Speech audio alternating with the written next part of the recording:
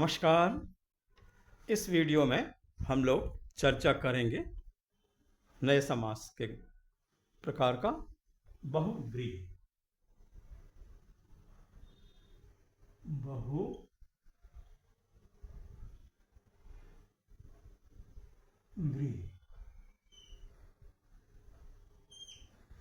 बहुव्रीहि समास में क्या होता है कि जो दो पद पाए जाते हैं समास में, वो दो पद महत्व नहीं रखते हैं, एक तीसरा पद बन जाता है, तीसरा महत्वपूर्ण होता है।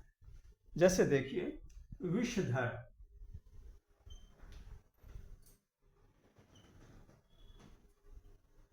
विषधर, विष और धर, तो इसका विग्रह होगा, इसकी क्या व्याख्या होगी? विष को धारण करने वाला।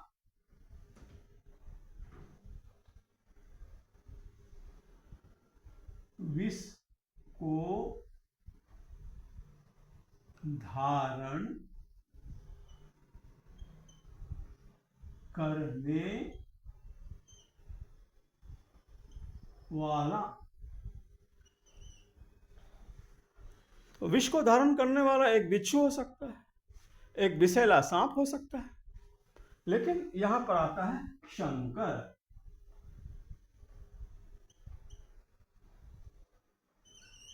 विष को धारण करने वाला शंकर। तो यह हो गया बहुव्रीहि समास। अब दूसरा देखिए, एक शब्द है नीलकंठ। नीलकंठ, नील इज ब्लू, कंठ थ्रोट। तो एक चिड़िया हो सकती है जिसका थ्रोट, गला, कंठ नीला हो सकता है, लेकिन इस दोनों से मतलब नहीं है, एक तीसरा आ गया। वैसे इसका मैं विग्रह कर दूं कि इसका नीलकंठ का विग्रह होगा, नीला है जिसका कंठ, नीला है जिसका कंठ। और ये भी होते हैं शंकर, व्यवहार में है, स्थापित है, सर्वमान्य है कि नीलकंठ शंकर को कहा जाता है। उसी तरह से एक नया समस्त पद लेते हैं, चक्रधर। चक्रधर, चक्र को धारण करने वाला, चक्र को धारण करने वाला, चक्र को धारण करने वाला। ये जो होते हैं, ये कहा जाता है विष्णु को। चक्र को धारण करने वाला, ये होते हैं विष्णु। तो आप क्या देख रहे हैं कि चक्र और धर, इस पद से कोई मतलब नहीं है, इसका एक नया पद बन गया विष्णु।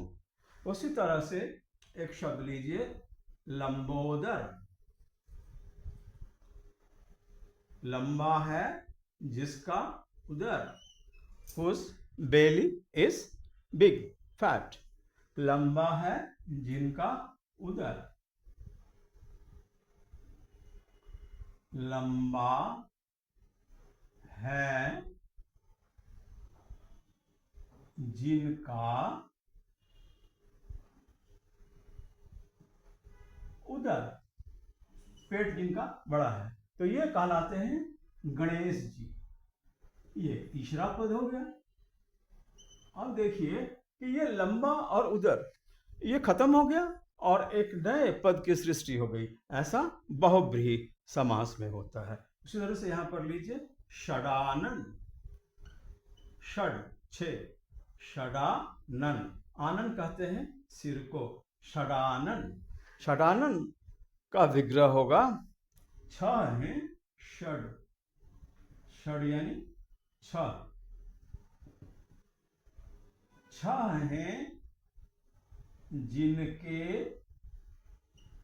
आनन, 6 हैं जिनके आनन, आनन कहते हैं हेड को, हु हैज 6 हेड्स।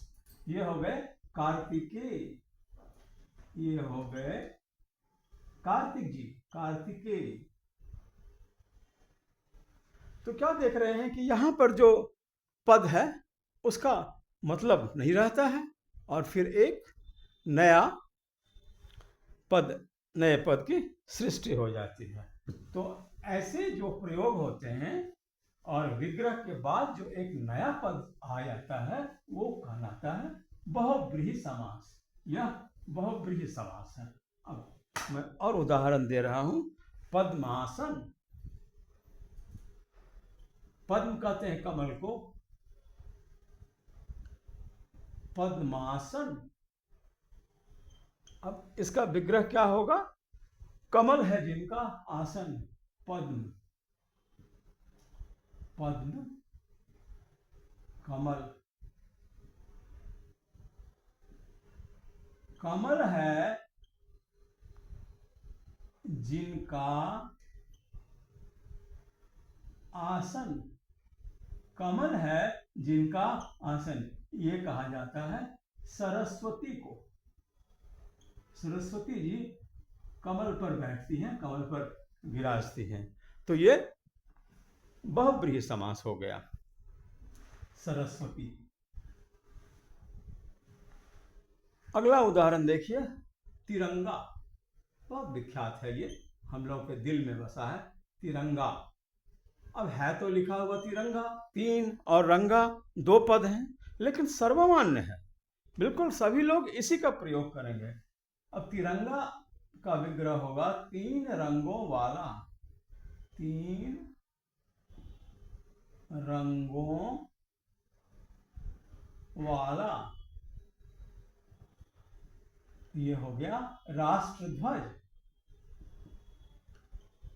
अब देखिए कि कौन कौन से पद लगे हैं, 3 और रंगा, लेकिन यहां पर एक तीसरे पद की सृष्टि हो जाती है, तिरंगा। अगला लीजिए, दशानन। 10 हैं जिसके आनन, दशानन। इसका विग्रह होगा 10 हैं सिर जिसके, 10 हैं आनन, आनन यानी सिर, 10 हैं सिर जिसके। आप जानते हैं किनको कहते हैं?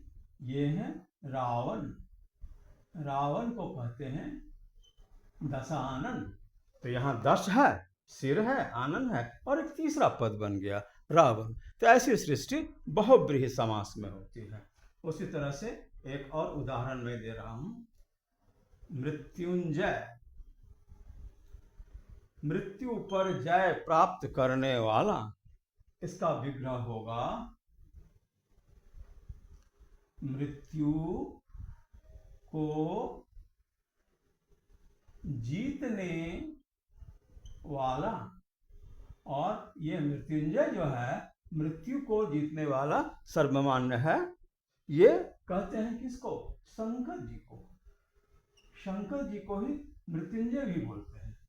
तो इस तरह से आप क्या देख रहे हैं कि 2 पद से अलग हटके एक तीसरा पद आ गया और ये पद जो होता है, ये जो होता है, ये बहुव्रीहि समास हो गया। तो अब आप समझ गए होंगे कि बहुव्रीहि समास क्या होता है।